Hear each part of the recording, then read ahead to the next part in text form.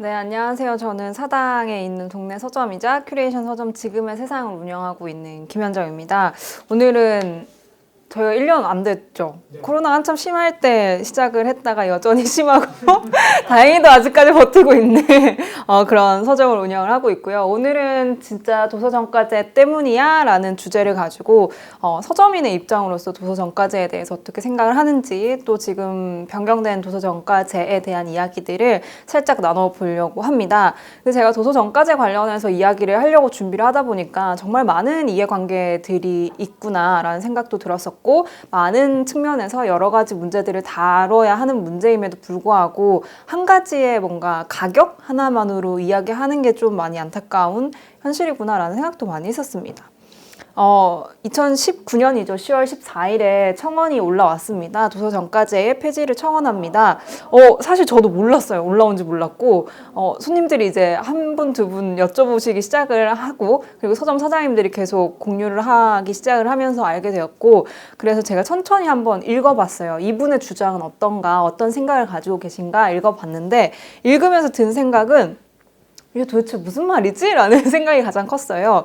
왜냐하면 근거가 일단 하나도 없는 글이었고요. 그 근거마저도 찾아보면 약간 이상한 게 있었고, 그래서 잘 모르시는 분이 적었나 보다 라는 생각이 들게 됐습니다. 그래서 저는 되게 대수롭지 않게 여겼었던 것 같아요. 왜냐하면 사실 저도 소비자였을 때는 책에 관련되어서 어떻게 유통이 되는지 그리고 이게 어떻게 만들어지는지에 대해서 알지 못했기 때문에 책 하나에 얼마나 소중한 가치와 많은 인건비들이 측정이 되는지 알지 못했었어요. 그런데 서점을 운영하고 출판업계 같이 함께 가까이 두면서 이러한 복잡한 이유들이 있구나라는 것들을 알게 되었는데 그걸 알지 못하시는 분이 적었을 수도 있겠다. 그러니까 소비자라면 모를 수도 있겠다라는 생각을 가지고 굉장히 아무렇지도 않게 넘겼던 그런 일인데 20만 명이 넘었죠. 20만 명이 넘어서 놀랬기도 했고 두 번째는 이제 손님들이 여쭤보시기 시작을 했어요. 사장님 도서정가제가 어떻게 생각하세요? 라는 질문을 정말 이때 많이 받았었고요. 그 다음에 이어져 있던 게 근데 도서정가제가 별로 효과가 없다던데요? 라는 이제 피드백을 받게 되면서 이게 무슨 일이지? 왜 모르지? 라는 생각을 가지게 되면서 이거 좀 알려줘야겠다. 그러니까 모르는 부분들을 소비자 입장에서 모르는 부분들을 서점인의 입장으로서 이야기를 해드려야겠다라는 마음을 먹게 되면서 여쭤보시는 분들에 대해서는 제 생각들을 전달을 하기도 했고요. 도서정가제 관련해서 이슈가 났을 때에는 부지런히 서점 인스타그램에도 제 생각이나 비슷한 사장님들의 생각들을 계속해서 리그램에서 열심히 공유를 해서 팩트를 전달하려고 노력을 많이 했습니다. 다시 돌아가자 보면은 책에는 이렇게 도서정가제뿐만 아니라 굉장히 복잡한 사정이 있거든요. 정말 이렇게까지 복잡하구나라는 문제들이 있을 만큼 복잡한 사정이 있는데 오늘 이 시간을 통해서 다 말씀을 드리진 못하겠지만 책이라는 게 얼마나 복잡한 사정을 가지고 있는지 그런 것들을 소비자들에게 전달한다는 입장에서 이야기를 좀 전달을 하려고 합니다. 다시 돌아가면요. 도서정가제 폐지를 청원합니다 라는 글을 한번 보면서 여기에 대해서는 이 문제가 이렇게 풀 수 있다라는 것들부터 먼저 이야기를 해드릴게요. 가장 먼저 모르실 수도 있는데 사실 저는 제가 서점하기 전까지 도서정가제의 존재를 잘 몰랐던 것 같아요.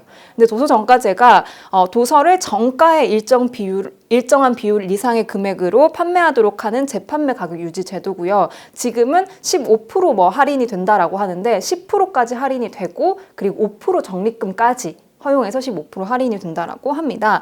도서정가제 목적이 가장 중요한데요. 모든 도서에 정가를 적용하는 것으로 자본을 앞세운 대형 온라인 서점 및 대형 출판사에 할인 공세를 제한하여 중소규모의 서점 및 출판사도 같은 조건에서 경쟁할 수 있도록 함으로써 지식 전달의 기초적인 매개체인 책이 시장주의적 가격 경쟁에 휩쓸리지 않도록 하는 것을 목적으로 하고 있다라는 목적이 있어요. 사실 도서정가제는 이러한 목적이 가장 중요하고 이것 때문에 생겼다라고 보시면 됩니다. 그러니까 대형과 온라인 서점에 비해서 대형 출판사의 할인 공세를 제한해서 중소규모의 서점 및 출판사도 경쟁할 수 있도록 하는 그 구도를 만드는 게 도서정가제의 가장 큰 목적이라고 보시면 됩니다. 대부분의 많은 나라들이 도서정가제를 채택을 하고 있는데요. 영어권에서는 아직 채택을 하지 않고 있다라고 하는데 그 이유가 워낙 독서 인구가 너무 많기 때문이라고 합니다. 그래서 가장 놀라웠던 것들은 도서정가제는 2003년부터 시행이 되고 있었고요. 2014년부터 11월부터 가격 할인을 15% 제한. 아까 이야기했던 것처럼 18개월 이내의 책들은 가격을 10%까지 할인할 수 있고 5%까지 적립할 수 있는 법안이 시행이 돼서 지금까지 하고 있는데요. 지금 연장된 거는 18개월에서 12개월로 줄어들었다라고만 보시면 됩니다. 처음 청원글로 돌아가 보면요. 이렇게 시작을 해요. 처음에 도서정가제 시행할 때 동네 서점 살리기 캐치프라이즈로 내걸지 않으셨습니까? 라는 글로 시작을 합니다. 맞죠? 맞는 말이죠. 아까 목적만 생각해 봤을 때도 대형 서점, 온라인 서점과 중소규모의 서점이 경쟁할 수 있도록 하는 구조였으니까 맞는데 지역 서점이 계속해서 감소하고 있다라는 증거 자료를 이분이 쓰셨어요. 숫자만 가지고 쓰셨는데요. 사실은 제가 이렇게까지 해야 되나라고 생각을 했던 게 찾아보면 되게 많은 정보가 나오거든요. 그래서 이 가격에도 진짜 도서정가제 때문에 동네 서점이 감소했을까라고 되돌아서 생각을 해보면요. 2013년, 2015년, 2017년, 2019년 이렇게 통계 자료가 나오는데 점점 수가 줄기는 해요. 수가 줄기는 하는데 2015년부터 기타 서점이 포함된 게 뭐냐면 기타 서점이 이제 참고서나 그런 것들을 팔지 않는 단행본만 파는 서점을 말하는데 그런 것들은 꾸준히 늘고 있다는 것들을 확인할 수가 있고요. 청글에서 빠진 게 뭐냐면 독립서점. 그러니까 요즘에 많이들 생기고 제가 하고 있는 그 독립서점들이 계속해서 증가하고 있다는 것들을 볼 수가 있어요. 그래서 자료만 찾아보셔도 감소폭이 완만해지고 있다는 것들을 굉장히 강조를 많이 하고 있거든요.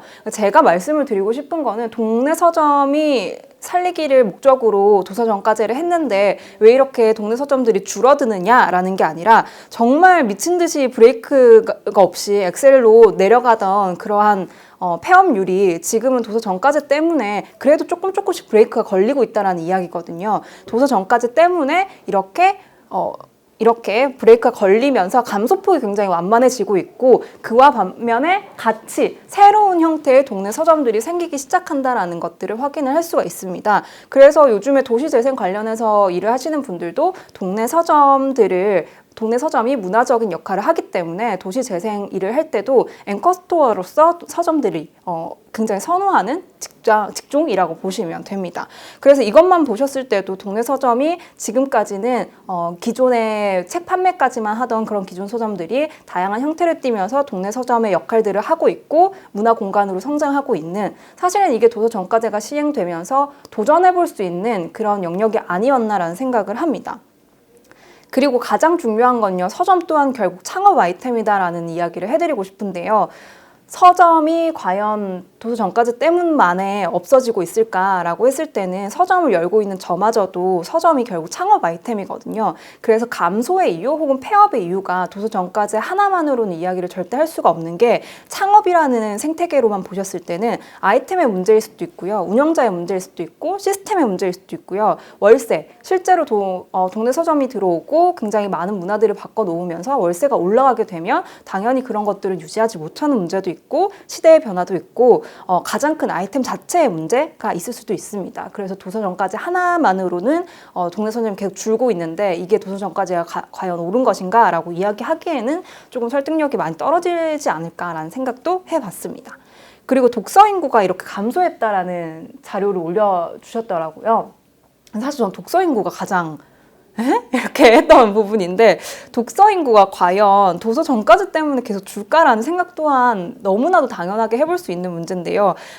이거 자료 찾아보시면 나오는데 개정 도서정가제 영향평가 및 개선 방안 연구를 보면요. 왜 도서 구입량이 변화가 되었냐라는 조사에서 첫 번째로 나왔던 게 본인의 사회생활 변화, 두 번째 스마트폰 이용 등 매체 환경의 변화, 독서 이외의 영화 활동, 가정 환경 변화, 변화의 계기가 있어서 여섯 번째로 도서정가제의 변화의 순으로 확인을 할 수가 있습니다. 이런 것처럼 도서정가제가 있기는 하지만 이것만으로 독서 인구가 가장 줄고 있다라는 것도 보기가 어렵기 때문에 이것 또한 설득력이 어렵지 않나라는 생각도 많이 하고요. 가장 큰 문제는요. 이 글을 같이 올려주셨는데 도서정책의 기본 방향은 결국 책 읽기를 권장하는 쪽이어야 하는데 현행 도서정가제는 국민들의 책에 대한 접근성을 오히려 떨어뜨리고 있다라는 이상원 의원이 발표를 했다라고 합니다.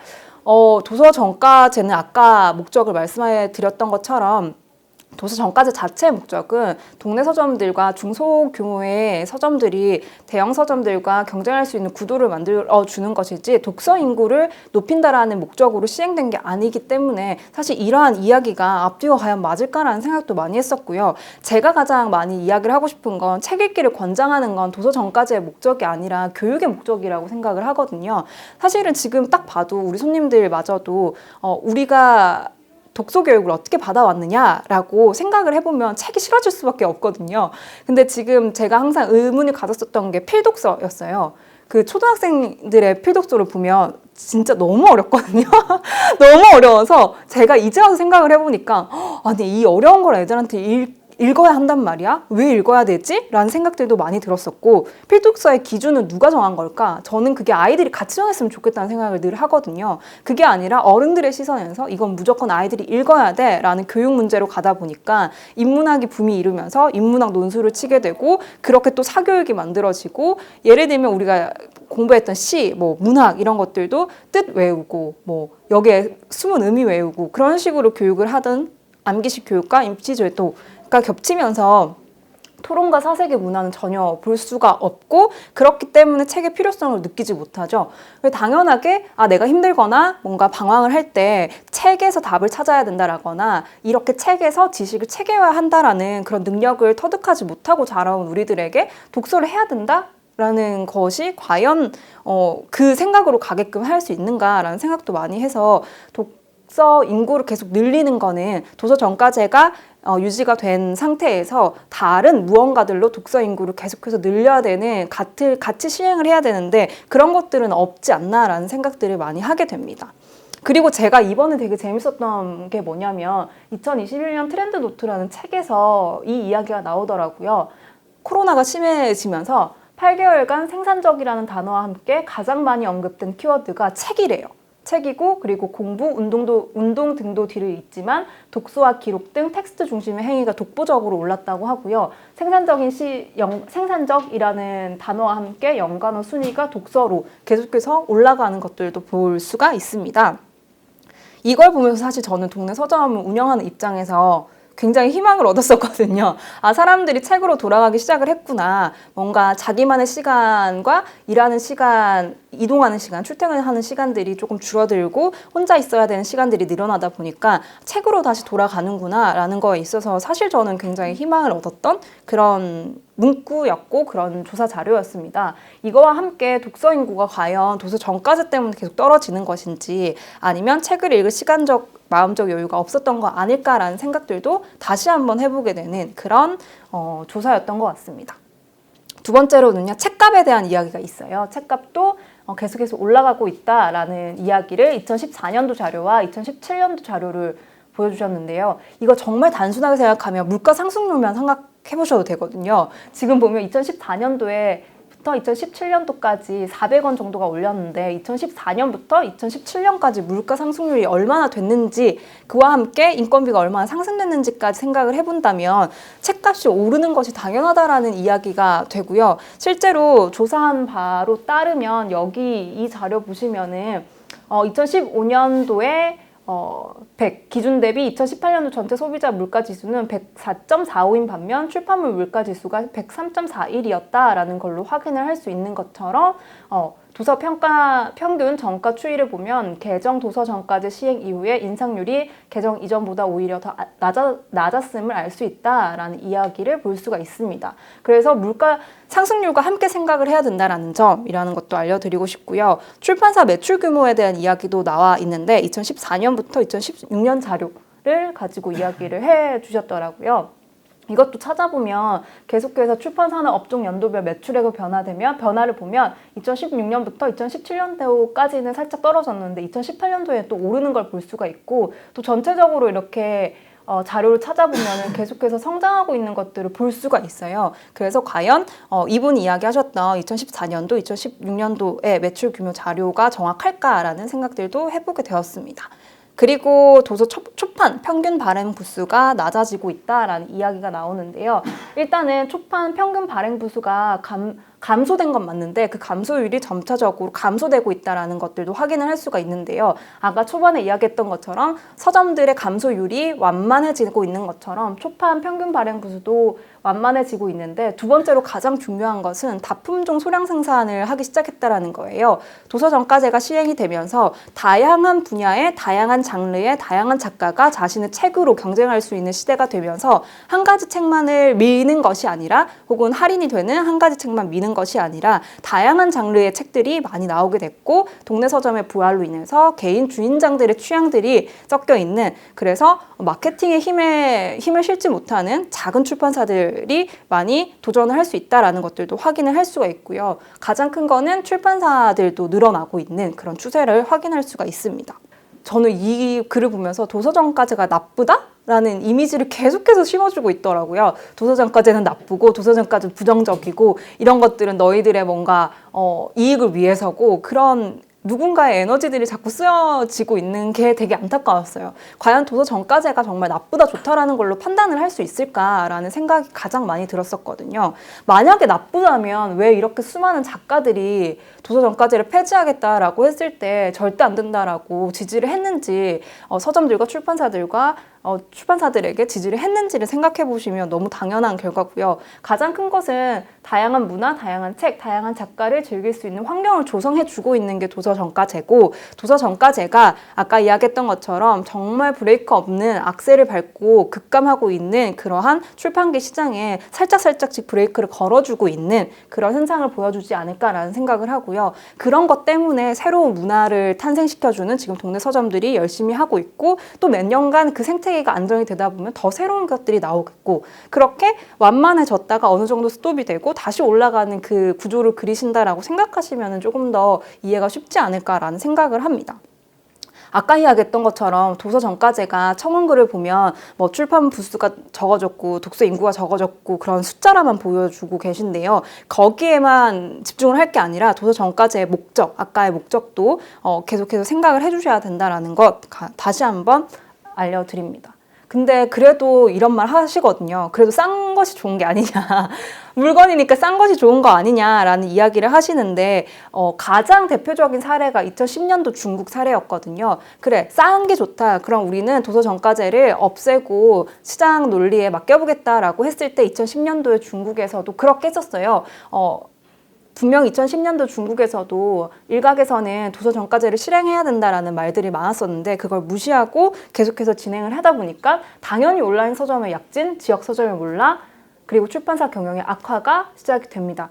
당연한 게요, 온라인 서점에서 60% 할인, 70% 할인까지 되면 절대 지역 서점은 감당을 할 수가 없어요. 왜냐하면 저희는 일단 받아오는 공급률 자체부터가 너무 높기 때문에 쌓을 수가 없다라는 것. 그럼 당연히 온라인 서점이나 대형 출판사들이 살아남게 되고 지역 서점들은 버틸 수 없는 게 당연하게 되겠죠. 근데 여기에서 왜 문제가 되냐면, 대형 서점과 온라인 서점만이 남게 되면 다양한 문학들을 즐길 수가 없고요. 다양한 판로가 없다 보니까 팔리는 책들만 계속 팔게 됩니다. 그렇게 되면은 우리가 계속해서 출판사가 늘어나고 다양한 장르와 작가들이 살아나는 생태계가 다시 한번 무너지게 되는 그런 것들을 볼 수가 있고, 출판사도 당연히 견디기가 어려워지는 게요. 온라인 서점은 출판사의 40% 내외의 공급률을 요구를 했는데 출판사는 할인에 참여할수록 경영이 어려워졌다. 이거 생각만 해보시면 진짜 당연한 결과거든요. 계속해서 할인을 하니까 당연히 수익이 나빠지고 경영이 어려워지겠죠. 왜냐하면 인세 못 내죠. 인건비 못 주죠. 임대료 못 주죠. 기초 비용들을 감당하기가 어려워지면서 당연히 출판사가 견디기 어려워졌다라는 점도 이야기를 해주고 싶고, 사실은 가장 충격적이었던 것, 우리의 미래, 만약에 도서정가제가 없어졌을 때 우리의 미래는 이거였어요. 탑10 중에 2019년에 신간은 없었대요. 절대 없었고, 왜냐하면 새로운 책도 안 내는 거죠. 새로운 책이 안 내오면서 19년도 신간은 전무했고, 가장 최근에 나온 책이 2010년도 책이었다. 이런 것들을 볼 수 있는 것처럼 사실 도서정가제를 폐지하자라는 이야기를 하시는 분들도 독서 인구라고 생각을 하거든요. 결국에는 자기한테 이렇게 돌아가는 독서가 다양하지 못하고 이렇게 2019년도에 신간이 없고 2010년도에 계속해서 예전의 정보들만 접할 수 있는 그러한 악영향을 끼치기 때문에 싼 것이 좋을까라는 생각을 해보시면 이 사례가 있기 때문에 이러한 것들이 우리 한국에서도 펼쳐질 수밖에 없다라는 것들을 확인해야 한다면 과연 싼 것이 좋을 것인가라는 생각도 해보게 됩니다. 동네 책방 생존 탐구라는 책을 쓴 출판사 대표님이 이 책에서도 그렇고 어떠한 이야기를 했었는데요. 도서 정가제를 둘러싼 현실적 이해관계는 매우 복잡하다. 정말 매우 복잡해요. 출판사 입장도 다르고요. 출판사 중에서도 또 다르고, 그리고 작가들 안에서도 또 다른데, 그 순수문학 작가들과 또 그냥 일반 문학이나 다른 장르의, 일반 장르의 작가들의 입장 또한 또 다르더라고요. 그런 것처럼 굉장히 이해관계가 매우 복잡해서 무엇이 나쁘다 옳다가 좋다라고 아까로 나눌 수 있는 게 아니고, 이렇게 굉장히 복잡한 상황에서 우리가 어떤 이야기들로 최상의 그리고 최고의 법을 만들어 줄 것인가라는 것들이 이야기를 해야 되고, 당연하게 소비자들에게 돌아갈 것은 베스트셀러만이 살만한 책의 기준이 될 거고, 그렇게 된다면은 우리가 읽을 만한 책들이 점점 사라지게 되는 그러한 효과를 소비자들한테 악효과를 볼 수가 있는 거죠. 결국에는 말씀드리고 싶은 게 왜 그럼 작은 서점들, 동네 서점들은 도서정가제를 필요로 하느냐라고 이야기를 해드리면요.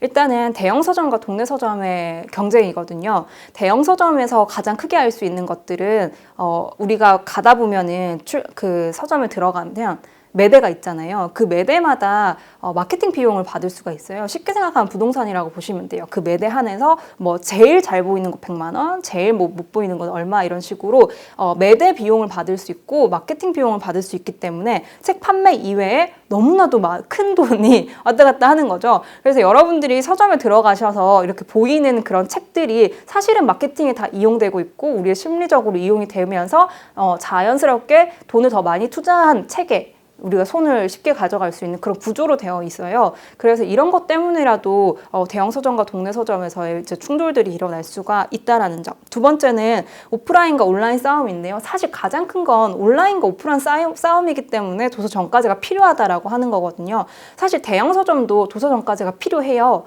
왜냐하면 우리가 알고 있는 뭐 반디에나 뭐 교보나 그런 것뿐만 아니라 아까 밑에 보니까 또 큰 서점이 있더라고요. 그런 서점들마저도 결국에는 도서 정가제가 유지가 되어야 하는 이유가 온라인 경쟁이에요. 예를 들면 온라인이 지금도 도서 정가제를 실행을 하고 있지만 온라인이 훨씬 더 싸거든요. 그 이유가 일단은 무료 배송이라는 점, 5% 할인이라는 점, 그리고 굿즈를 막 많이 만들어서 준다라는 점만 생각을 해도 굉장히 오프라인과 온라인으로서 힘을 잃을 수밖에 없는 구조다. 이미 그럴 수밖에 없는 구조다라는 것들을 알 수가 있고요. 가장 큰 것은 저희가 그 작은 서점들은 한 권씩이나 뭐 5부, 10부 이런 식으로 작게밖에 가지고 올 수가 없거든요. 그런데 대형 서점이나 온라인 서점들은 굉장히 다량으로 책을 초반에 구입을 할 수가 있기 때문에 대부분 막 50%, 60%로 공급률을 받게 돼요. 근데 동네 서점들은 지금 대부분 70에서 73%로 받아가 오고 있거든요. 그래서 결국엔 지금부터도 대형 서점과 온라인 서점 그리고 동네 서점이 되게 동등한 그런 구조로 받아오지는 못하는 점. 근데 거기에다가 온라인에서는 무료 배송까지 해주니까 이미 너무 어려운 그런 싸움이고 되게 외로운 싸움이지 않나라는 생각들을 굉장히 많이 하고 있습니다. 그래서 도서 정가제가 누구한테 꼭 필요하고 누구한테 꼭 필요하지 않고라는 것들보다는 서점들과 온라인으로서 무분별하게 책의 가치들이 떨어져 가는 것들을 막는 효과를 낼 수가 있다라는 것들을 가장 먼저 말씀을 드리고 싶고요. 온라인은 이미 많이 싸다는 점. 왜냐하면 공급률 자체가 일단 다르고 배송비까지 하면 거기에 사실상 굉장히 많은 할인이 들어가고 있는 거거든요. 그래서 과연 도서 정가제가 정말 도서 정가제인가라는 이유가 나오고 있고 말이 나오고 있는 이유도 이런 데에 있습니다. 그리고 청원글에서 가장 안타까웠던 글은요 이거였어요. 저렴한 가격으로 공급이 돼야 된다. 근데 너무 안타까웠던 게 저렴한 가격으로 왜 책을 구입하려고 하지? 라는 생각이 많이 들었었어요. 왜냐하면 그냥 단순히 책을 이렇게 보고 그냥 종이 있지 이런 물건이지 라고 생각하면 당연히 그렇게 생각을 할 수가 있는데 사실 이 책 하나에 수많은 사람들의 힘이 들어가는 거거든요. 작가는 기본이고요. 뭐 편집자 그리고 에디터 디자이너, 그리고 북 표지 디자이너, 그리고 인쇄 해주시는 분들, 색감 맞춰주시는 분들, 너무나도 많은 분들의 인건비가 들어가는데 우리가 최저 시급을 보장해달라고 하는 것처럼 저렴한 노동값을 원하진 않잖아요. 그런 걸로만 생각하면 책 하나도 저렴한 가격이 아니라 적당하고 정당한 노동값을 받아서 우리가 구매를 해야 되는 그런 이유가 있습니다. 그래서 좀 저렴한 가격으로 계속 구매를 하고 싶다라는 것들은 서점 입장에서나 작가 입장에서 굉장히 마음이 아픈 이야기가 아닐까라는 생각이 들고요. 이런 말이 많더라고요.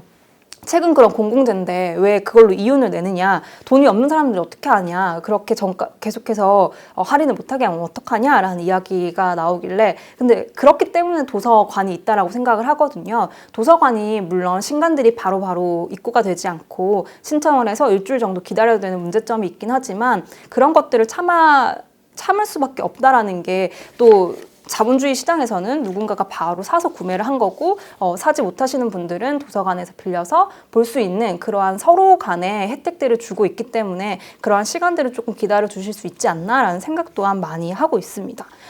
제가 서점을 운영하면서 절대 이런 사람은 되지 말아야지라고 했던 게 멀리 보지 못한 장사꾼이었거든요. 장사를 하는 사람은 맞죠. 당연히 책 장사를 하고 있는데 책 장사를 하는 거가 단순히 그냥 뭔가 물건을 사고 파는 그런 행위뿐만 아니라 이 책 하나에 들어가 있는 가치나 혹은 작가님의 그 사색이나 그리고 작가님의 지식들을 공유할 만큼 그 사람의 인생이 어땠는지 그 사람의 인생이 다 들어가 있다고 보기 때문에 사고 파는 행위뿐만 아니라 굉장히 다양한 가치가 들어가 있다고 생각을 했었어요. 그래서 책을 파는 것은 맞지만 이 팔 때 내가 이분들의 가치나 그리고 책을 사랑하시는 분들의 가치를 어떻게 충족시켜 줄 것인가 라는 것들을 굉장히 고민을 많이 하고 있습니다. 그래서 서점 사장님들, 동네 서점 사장님들 또한 이러한 가치를 굉장히 많이 가지고 있기 때문에 단순히 그냥 책을 할인 못해서 안 된다? 책이 왜 이렇게 뭔가 법으로 제정해놓고 우리의 소비자의 권리들을 그렇게 막느냐라는 걸로만 볼 수 없다라는 점들도 공감을 해주시면 어떨까라는 생각들을 많이 했었습니다. 그리고 일반 소비자분들한테는 이런 이야기를 해드리고 싶은데요. 새로운 대중의 탄생이라는 책을 보시면 이런 말이 있어요. 그 대중이라는 그 단어의 어원이 그 반죽이래요. 반죽을 지칭을 해서 뭐 혼돈에서 우주, 혼돈과 덩어리라는 이야기가 있는데 사실은 척원글만 읽어보시면은 숫자가 이렇게 낮았네? 점점 떨어지고 있네? 맞네? 안 좋네? 결국은 효과가 없잖아? 라는 걸로만 보실 수가 있는데요. 아까 이야기했던 것처럼 단 한 가지만으로 볼 수가 없다라는 점, 이 척원글을 보면서 이 척원글은 이렇게 했구나. 근데 왜 이렇게 생각을 했지? 이건 또 찾아볼까라는 생각을 가지시면서 한 가지만 보시면서 뭔가 도서정가제는 나쁘다, 별로 효과가 없다라고 판단을 할 수가 없다라는 점, 그래서 조금만 더 명쾌하게 그런 시선들을 가져주시면 어떨까라는 생각들을 굉장히 많이 했었습니다. 그리고 전자책에 대한 이야기가 굉장히 많던데요. 사실상 저도 서점을 운영하면서 전자책에 대한 이야기를 굉장히 많이 들었고 아직도 기억나는 게 제 오픈 첫날에 어떤 분이 오셔가지고 되게 악담을 하시는 거예요. 그게 오픈한 날이었어요. 오픈한 날이었는데 어떤 이야기를 하냐면 사장님은 종이책이 계속 갈 것 같냐? 나는 종이책이 망할 거라고 확신한다. 아직도 말이 기억나요. 확신한다.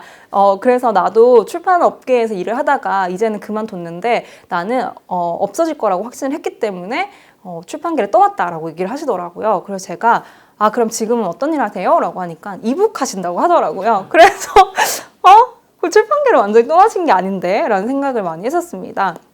이런 것처럼 전자책 또한 출판물이거든요. 저작권이고 지적인 노동이 들어가는 거기 때문에 사실은 출판계가 아니다라는 말로 나눌 수는 없어요. 같이 우리가 출판계에 있으면서도 도서정가제와 전자책과 종이책이 어떻게 균형을 맞출 수 있는지를 같이 논의해야 되는 건 아닐까라는 생각들을 많이 하게 되고요. 사실상 지금 세부적인 계획들이 없고 세부적인 법안들이 없는 건 사실이에요. 문제들도 많이 일어나고 있고, 그런데 가장 먼저 말씀드리고 싶은 것은 도서정가제가 대여에는 포함이 되지 않아요. 판매를 할 때만 포함이 되기 때문에 대여에는 포함이 되어 있지 않은데, 그럼에도 불구하고 왜 그럼 종이책이 많이 싸질 수가 없느냐라고 따져보면 전자책이 종이값이 안 들지 않냐, 그럼 더 싸져야지라고 생각하는데 그와 반면에 또 다른 노동이 들어요. 레이아웃 다시 잡아야 되고요. 이거 다시 뜨는 사람 있어야 되고요. 막 이렇게 맞추는 사람 있어야 되고요. 그러한 부가적인 비용들이 같이 발생을 하다 보니까 종이값만으로 대체는 할 수 없다라고 보더라고요. 근데 그만큼 시장이 크지는 않기 때문에 또 그렇게 투자를 못하고 있다라는 것들을 보면서 전자책에서도 어려움이 많다라는 것들을 말씀을 드리고 싶고, 사실상 전자책이나 뭐 웹툰, 웹소설 이런 것들에 대해서 더욱더 세부적으로 저희가 논의를 해봐야 되는 문제점들은 확실히 있다라고 저도 생각을 합니다. 근데 안타까웠던 건 제가 이 도서전까지 어떤 이야기를 할 수 있을까 하면서 굉장히 자료를 많이 찾아봤어요. 유튜브랑 이런 거 찾아보는데 너무 안타까운 게 너무 싸우고 계시더라고요. 그 찬반으로 나눠서 너무나도 싸우고 계시더라고요. 그래서 근데 다들 책을 사랑하는 사람일 텐데 이런 걸로 지금 누가 옳다 나쁘다라고 싸우는 것이 아니라 우리가 이 책의 출판 생태계들을 어떻게 같이 지켜나갈 것인가, 그런 것들을 함께 논의하는 자리들이 굉장히 많았으면 좋겠고, 그런 논의하는 자리들이 법안에까지도 제정이 되고 적용이 되는 것들을 좀 그려보는데 과연 이게 될까라는 굉장히 안타까운 마음도 많이 들고요. 가장 큰 것은 이러한 이야기들이 저는 문체부에서 더욱더 강력하게 소비자들에게 정보를 전달해줘야 된다고 생각을 하는데, 그런 것들이 조금 미비한 점. 그러니까 당연히 사람들은 도서전까지 왜 필요한 거야? 싸지도 않고 뭔가 우리가 돈을 더 계속 비싸게 주고 사는 것 같잖아 라는 생각으로까지 가게 되는 것들은 뭔가 적당한 굉장히 여러 가지 정보들을 제공해주고 있지 않지 않나라는 것들을 떠올리게 되고, 너무 소비자들이 개인으로 찾아봐야 되는 자료이지 않나라는 생각들도 많이 하게 되었습니다. 그래서 조금 더 많은 곳에서 도서전까지가 왜 필요하며, 그리고 없어졌을 때는 어떤 악효과가 나는지, 그리고 어떻게 더 발전시켰으면 좋겠는지를 같이 한번 논의를 해보는 자리들이 늘 많았으면 좋겠다라는 생각 또한 합니다. 동네 서점의 입장에서는 도서전까지가 필요하냐 안 필요하냐, 사실상 필요해요. 무조건 필요하고요.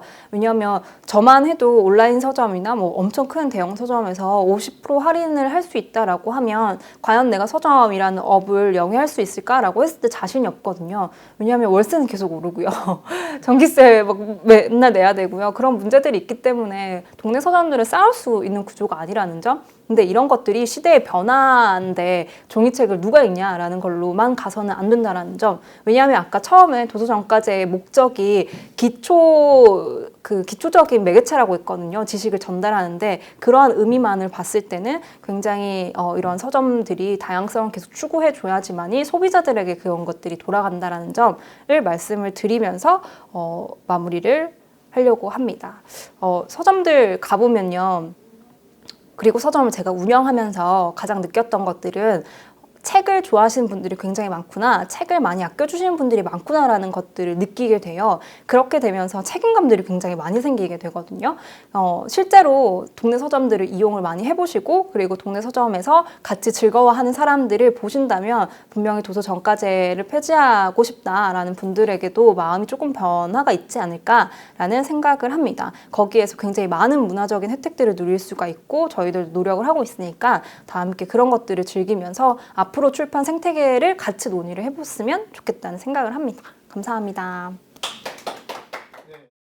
정말 다른 외국에서는 그 종이 재질도 이제 정해준 데가 있기는 해요. 저 또한 이렇게 참고서들이나 그런 것들에 대해서는 굳이 하드커버와 정말 금박 박히고 아시죠? 그런 것들은 사실 필요한가라는 의문이 많이 들고요. 일반 출판사들 같은 경우에는 지금 특별 에디션으로 해서 몇 권 정도만 정해서 하드커버나 그런 것들을 팔잖아요. 사실 저는 그런 것들은 좋다라고 생각을 하거든요. 왜냐하면 소비자들의 트렌드가 지금 많이 변하고 있기 때문에 그런 소장용으로 하드커버나 예쁜 표지를 가진 것들을 에디션으로 판매를 하는 것들에 대해서는 정말 찬성인데, 필독서를 해야 되는 것들이나 뭐 참고서 같은 것들을 누가 봐도 부당하게 이런 것들을 했다라고 하면 사실 거기에 대해서는 제재가 들어가야 되지 않나라는 생각도 합니다. 근데 정말 그때 저희가 3월쯤이었나요? 만났던 게? 3월에는 저도 정말 멘붕이어서 어떻게 해야 되지? 그렇게 그냥 그 시기를 보냈던 것 같아요. 근데 저희가 조금 얌전해졌을 때가 있잖아요. 그때 확 손님들 진짜 많이 오셨어요. 확 많이 오다가 다시 스물스물 위험하다, 뭔가 가을이나 더 터질 것이다 해서 실제로 2단계까지 올라가면서 저희들도 굉장히 타격을 많이 받았는데, 오히려 그때 되니까 더 사람이 그 낭떠러지에 서 있어가지고 더 명쾌해지더라고요. 그래서 자, 내가 여기서 살아남을 수 있는 방법은 뭐고, 너무나도 아날로그고 너무나도 컨택트인 우리 서점들은 어떻게 온라인으로 접해야 되는가에 대한 고민들을 정말 많이 했었거든요. 그러면서 제가 개발했던 게 북큐레이션 배송 서비스였어요. 그게 한 달에 키워드를 잡아서 3권 정도를 묶어서 보내드리는 건데 그렇게만 해도 너무 별 차이점이 없잖아요, 사실. 그래서 제가 했던 게 뭐냐면 키워드를 정해서 거기에서 순서대로 공부할 수 있을 만큼의 그런 자료들을 연결을 해서 제가 북큐레이션 배송 서비스를 만들었었고, 이와 함께 사색거리 집이라고 해서 이 책을 읽을 때 이러이러한 것들과 같이 읽으면 좋고 이런 생각을 가지면 좋고 끝나고 나서는 이런 생각을 해봐. 두 번째 책은 첫 번째 책에 이러이러한 내용이 나왔는데 그런 건 없었지? 두 번째 책에 있어. 이런 식으로 제가 사색거리집을 같이 배송을 해드렸거든요. 근데 이와 맞춰서 사색거리집 예약 주문이 오픈이 되면 라이브 방송으로 자, 이런 책들을 이번에 준비를 했는데 라고 해서 더 자세하게 설명을 해드리는, 그래서 만날 수가 없는 것들을 이용을 해서 그런데 너는 책을 읽고 싶고 너는 책을 좋아하고 시간을 자꾸 남아돌고 그런 시장들을 좀 노렸던 것 같아요. 그런 것들을 노렸었고, 저는 이제 외부 일정들을 계속 소화를 해야 되는데 그런 것들을 아예 못하게 되면서 정말 3월, 4월에는 놀았었거든요. 그래서 큰일 났다라는 생각을 했지만 역시나 대한민국 사람들이 굉장히 빠르게 체계화를 하고 빠르게 습득을 해요. 그래서 도서관 사서님들이 유튜브 라이브 방송 다 하실 줄 알고 다 저 장비를 구비해 놓으셨더라고요. 그래서 그런 것들이 이제 안정화되고 빨리빨리 같이 살 길을 찾다 보니까 도서관 사서님들이나 다른 외부에서는 이제 영상 하시는 분들과 컨택해서 북콘서트를 언택트라도 준비를 하고 시도를 해보는, 그러면서 저희 같은 사람들이 필요로 해지는 그런 것들을 보면서 11월에는 굉장히 북콘서트가 많이 있었던, 네, 다 녹화기도 했고 뭔가 언택트 라이브로 진행을 했었지만 굉장히 많았던 그런 걸 보면서 괜찮겠다. 이대로 같이 노력을 하면 좋겠다라는 생각을 하는데, 아직까지 아쉬운 점은 오프라인에는 그렇게 사람들이 많이 찾지 않는다는 점, 이런 것들을 어떻게 극복을 할 것인가 라는 고민은 아직까지 하고 있는 것 같아요. 일단은 인세가 작가님들이 기본 10에서 20% 정도 된다라고 하는데요. 그 외에 제작비가 들어가잖아요. 사실은 한 권당 원래부터 정당한 가격이 측정이 되어 있지 않아요. 정말 이 한 권이 저는 서점을 운영하면서 이 책 진짜 싸다라고 생각할 만큼 정당한 가격들이 측정이 되어 있지 않거든요. 그래서 이미 책은 제대로 보호받지 못하고 있는 그런 존재들이라고 보시면 되고요.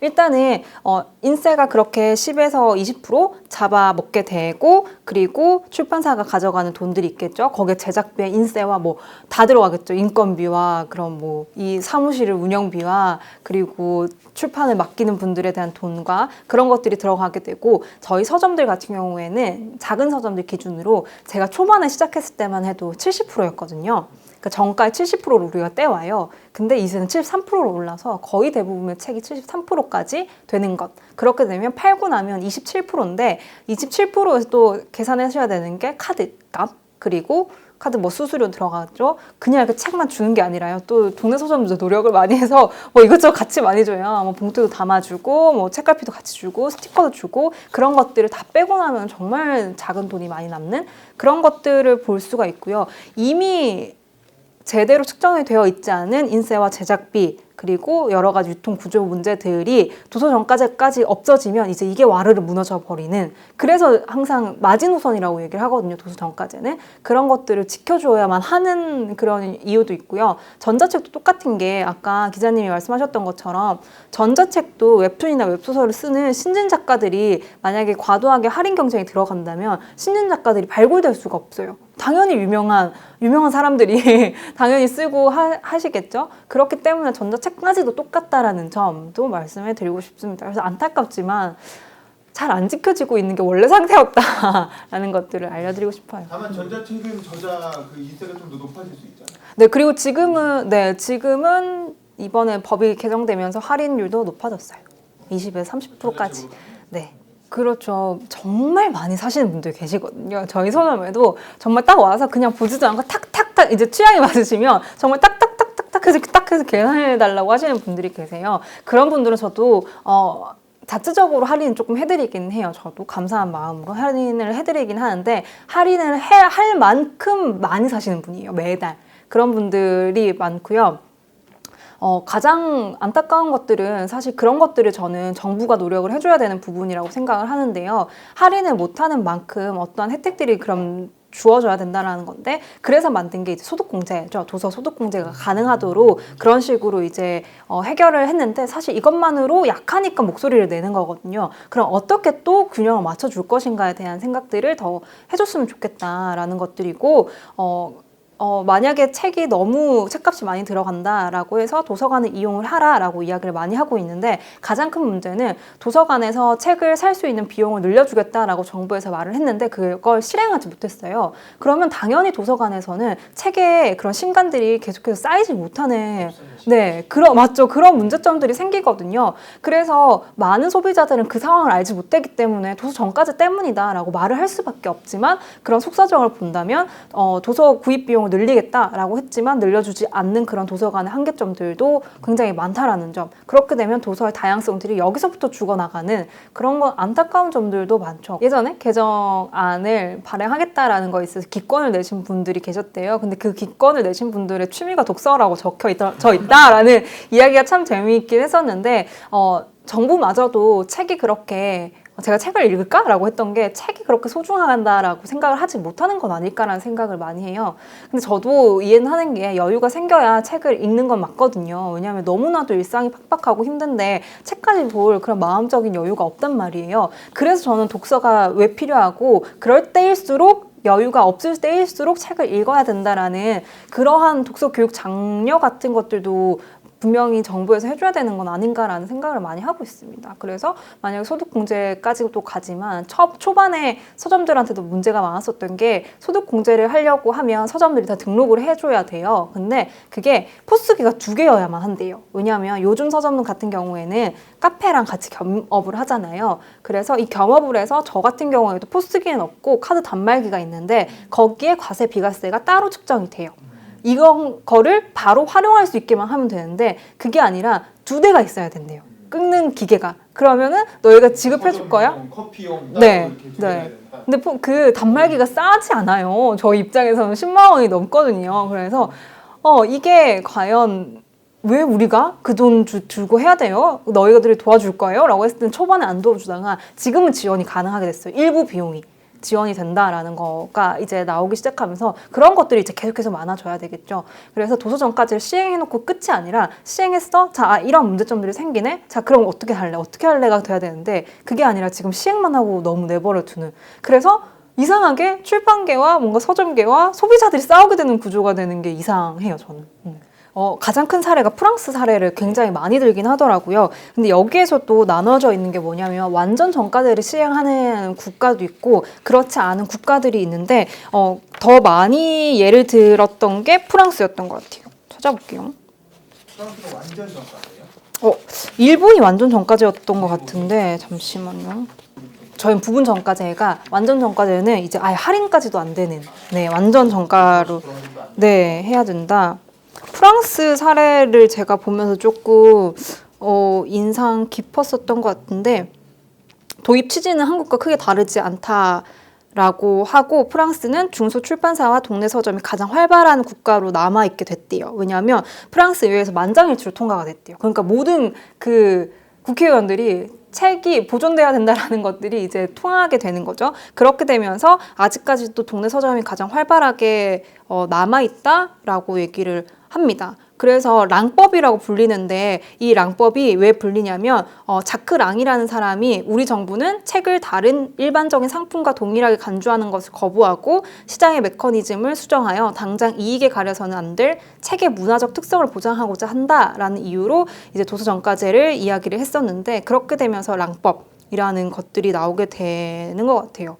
근데 여기 프랑스가 정확하게 완전 정가제인지 아닌지는 나오지는 않네요.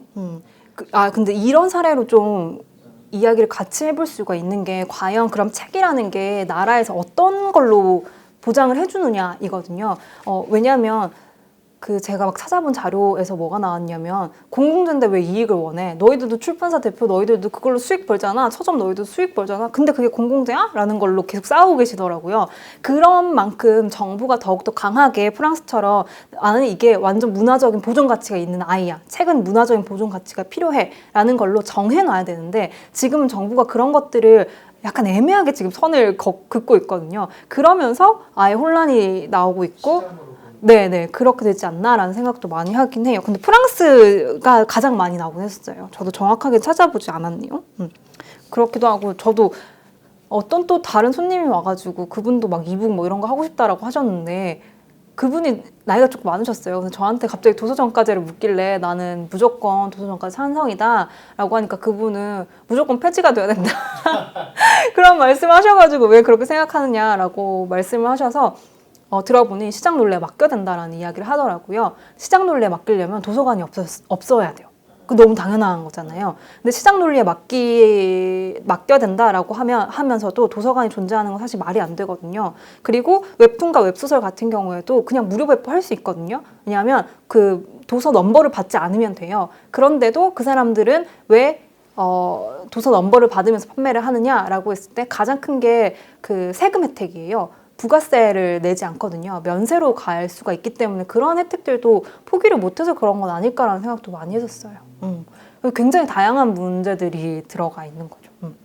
저도 프랑스에 대해서는 더 찾아봐야 될 것 같아요. 알겠습니다. 네. 자, 오늘 특강은 이 정도로 하도록 하겠습니다. 감사합니다. 수고하셨습니다.